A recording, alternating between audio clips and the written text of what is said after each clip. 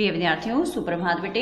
आज हम 7th class में हिंदी में चैप्टर नंबर 1 जिसका नाम है सत्कर्तव्य, इसके अभ्यास प्रश्न यानी कि जो लिखित प्रश्न है ना बेटे वो करेंगे। लास्ट वीडियो में हमने मौखिक क्वेश्चन आंसर किए थे, आज हम लिखित यानी कि जो प्रश्न अभ्यास है उनको करेंगे। आगे ध्यान से समझते चलना है। क्वेश्चन नंबर 1 देखिए, जग में जितने भी सचर अचर हैं कवि ने उनकी किस विशेषता का वर्णन किया है। सबसे पहला जो हमारा पद्यांश था बेटे, जग में सचर अचर जितने हैं, तो वही सचर अचर से रिलेटेड इन्होंने क्वेश्चन पूछा है। क्वेश्चन क्या है कि जग में यानी इस संसार में जितने भी सचर यानी कि जो गतिमान होते हैं ना, सजीव जो होते हैं, अचर यानी जो चल नहीं सकते यानी जो जड़ पदार्थ गतिहीन जो होते हैं, कवि ने उनकी किस विशेषता का वर्णन किया। उनमें क्या विशेषता है सचर में और अचर में। ध्यान से समझना क्वेश्चन को। आंसर देखिए, समूची प्रकृति कर्म करने में जुटी है। समूची यानी कि सारी प्रकृति कर्म करने में जुटी है। जो प्रकृति है बेटे, पेड़ पौधे हैं, हवा है, सूर्य चंद्रमा है, ये सभी क्या है, अपने अपने काम करने में जुटी हुई है। पशु पक्षी और मानव तो कर्म करते स्पष्ट दिखाई देते हैं। पशु क्या कर्म करते हैं, दूध देते हैं जिससे हमें दही पनीर खीर वगैरह हम बहुत कुछ बना सकते हैं। पक्षी बेटे जो ये कीड़े मकोड़े खाते हैं, वातावरण को सुंदरता देते हैं, इनकी चहचहाहट से हमें शांति मिलती है, खुशियां मिलती हैं, बहुत सारे कर्म करते हैं पक्षी भी। और मानव हम हैं ही, हम भी बहुत सारे कर्म करते हैं। तो ये तो स्पष्ट दिखाई देते हैं।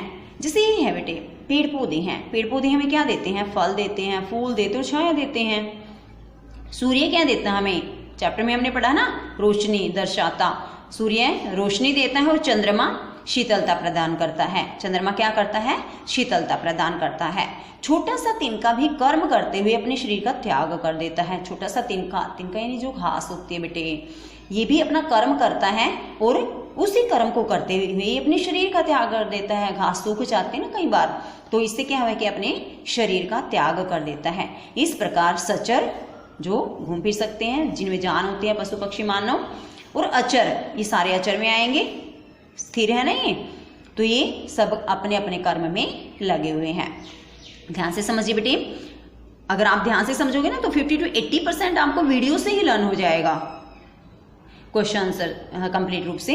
देखो क्वेश्चन क्या है कि संसार में, इस जग में, जग होता है संसार, इसमें सचर अचर सजीव निर्जीव जितने भी हैं, कवि ने उनकी किन विशेषता का वर्णन किया। क्या विशेषता है सचर में और अचर में। काम ये भी करते हैं और काम ये भी करते हैं, तो इनकी विशेषता बतानी है बेटे। देखो यहाँ कह रहे हैं कवि रामनरेश त्रिपाठी कि समूची प्रकृति कर्म करने में जुटी हुई है, कर्म करने में लगी हुई है। पशु पक्षी और मानव तो कर्म करते स्पष्ट दिखाई देते हैं। पशु काम करते हैं, पक्षी मनुष्य जो भी काम करते हैं वो स्पष्ट दिखाई देता है। ठीक है, पेड़ पौधे फल फूल देते हैं और हमें छाया देते हैं। सूर्य क्या करता है, सूर्य रोशनी और चंद्रमा शीतलता देता है।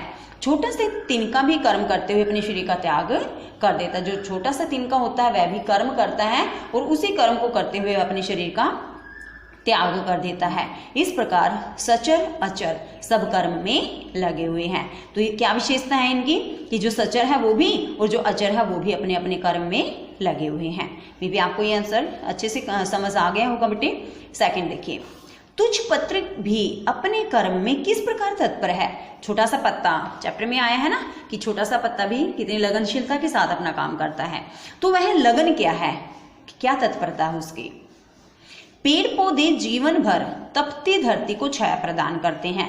जो पेड़ पौधे होते हैं बेटे वो सूर्य की घनी धूप को सहन करते हैं और हमें क्या देते हैं, छाया देते हैं। एक तुच्छ पत्र भी पूरी लगन के साथ अपने कार्य में तत्पर रहता है। छोटा सा पत्ता भी, वो जैसे मैंने चैप्टर पढ़ाया बेटे उसमें भी आपको ये बताया था कि हमें जो छाया मिलती है वो इन पत्रों से ही मिलती है, पत्तों से ही मिलती है। पत्र होता है बेटे पत्ता, अगर पेड़ पर पत्ते नहीं होते तो उस पेड़ के नीचे छाया नहीं मिलेगी।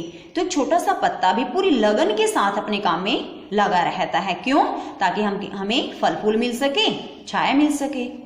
ठीक है, पत्ते नहीं होंगे तो फल फूल भी नहीं रह पाएंगे बेटे पेड़ पर, क्योंकि पत्तों से ही तो छाया मिलती है, चाहे वह फल है या फूल है।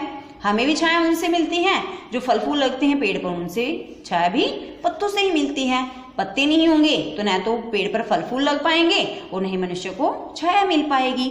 इसलिए छोटा सा जो पत्ता है ना, बहुत बड़ी विशेषता होती है बेटे इसकी, क्योंकि इसी से धरती को छाया मिलती है, इसी से फल फूल मिल सकते हैं और ये पूरी लगन के साथ अपने काम में लगा रहता है, यानी कि जो तत्पर शब्द, तत्पर का अर्थ होता है बेटे तैयार, जैसे इस शब्द आए हैं चैप्टर में तत्परता यानी लगन के साथ काम करना, क्योंकि छोटा सा पत्ता भी पूरी लगन के साथ अपने काम को करता है। नेक्स्ट क्वेश्चन देखिए, क्वेश्चन नंबर 3। कवि ने मनुष्य को किन गुणों से युक्त बताया है?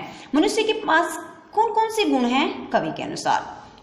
है सारे क्वेश्चन बेटे कविता से ही, अगर आपने कविता अच्छे से पढ़ी है तो आप इन क्वेश्चन के आंसर अपनी तरफ से भी आप बना सकते हो, खुद भी कविता के अकॉर्डिंग भी आप इनको राइट कर सकते हो। जैसे इसमें बताया है, कवि ने बताया है कि मनुष्य क्या है बेटे, संवेदनशील। क्या होता है ये संवेदनशील? संवेदनशील का अर्थ होता है बेटे दूसरों के दुख से दुखी होना। कई ऐसे व्यक्ति होते हैं जो दूसरों के दुख से खुशी मिलती है, जिनको खुश होते हैं, तो वे संवेदनहीन होते हैं बेटे। ये संवेदनशील का अर्थ होता है जो दूसरों के दुख से दुखी होते हैं। तो कवि ने बताया कि जो मनुष्य है वह संवेदनशील है, उसके पास अमिट बुद्धि है, उसके पास बुद्धि है। और कैसी बुद्धि? अमिट, जिसको कोई नहीं मिटा सकता। आपके पास जितनी बुद्धि है, क्या कोई दूसरा कोई उसको छीन सकता है ना? चोर इसको चुरा नहीं सकता, कोई आपसे इसे छीन नहीं सकता। तो ये मनुष्य के पास क्या है? अमिट बुद्धि है। और क्या गुण है मनुष्य के पास? बलशाली है, बलयुक्त है ना, शक्तिशाली है मनुष्य। और वैभव युक्त है। वैभव यानी कि बेटे सुंदरता से युक्त भी कर सकते हो आप, शोभित भी कर सकते हो।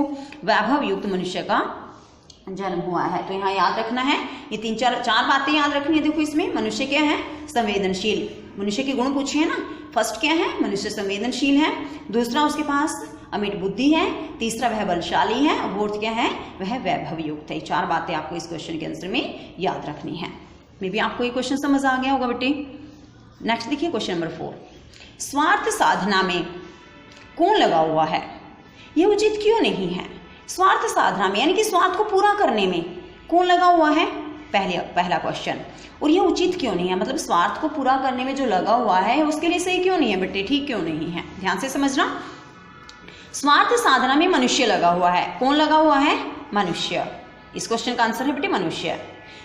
यह उचित क्यों नहीं है, इसका आंसर ध्यान से समझना। यह उचित नहीं है क्योंकि, क्यों का आंसर किसमें मिलता है बेटे? हमेशा क्योंकि में। क्योंकि स्वार्थ साधना में पढ़कर मनुष्य अपना कर्तव्य भूल जाता है। जब मनुष्य बेटे स्वार्थी बन जाता है ना, तो उसके कर्तव्य क्या है, उसकी ड्यूटी क्या है, वह पूरी तरह से भूल जाता है। जग से दूर रहकर ही वह निरंतर अपने उद्देश्य को प्राप्त कर सकता है। और बेटे जो आपने देखा भी होगा, जो व्यक्ति स्वार्थ में लगा रहता है ना, स्वार्थ साधन में, अपने मतलब जो अपने बारे में ही सोचता है, फिर वह संसार से अपने आप ही दूर हो जाता है। लोग उसको कोई महत्व नहीं देते, लोगों से फिर वो दूर हटता चला जाता है। इसलिए कवि ने भी कहा है कि जग से दूर रहकर ही वह निरंतर यानी कि लगातार अपने उद्देश्यों को प्राप्त कर सकता है। जो स्वार्थी व्यक्ति होते हैं उनके लिए बात कही गई है। क्या कहा कवि ने? स्वार्थ साधना में कौन लगा हुआ है? मनुष्य लगा हुआ है। यह उचित नहीं है क्योंकि स्वार्थ साधना में पढ़कर मनुष्य अपना कर्तव्य भूल जाता है और जग से दूर रहकर ही वह निरंतर अपने उद्देश्य को प्राप्त कर सकता है। 3 ही बातें याद रखनी इसमें। स्वार्थ साधना में कौन लगा हुआ है? मनुष्य। ये उचित क्यों नहीं है? स्वार्थ साधना में पढ़कर मनुष्य अपना कर्तव्य भूल जाता है, पहली बात इस क्वेश्चन के आंसर में। दूसरी बात क्या है बेटे? कि जग से दूर रहकर वह निरंतर अपने स्वार्थ को पूरा कर सकता है। ये 2 बातें इसमें हैं। इसका 1 वर्ड में आंसर है, स्वार्थ साधना में कौन लगा हुआ है? मनुष्य। मे बी आपको ये 4 क्वेश्चन बेटे समझ आ गए होंगे। नेक्स्ट 3 क्वेश्चन तो अभ्यास के ही हैं, 2 पार्ट हमारे आज से स्पष्ट करने के हैं। ये हम नेक्स्ट वीडियो में अच्छे से समझेंगे बेटे।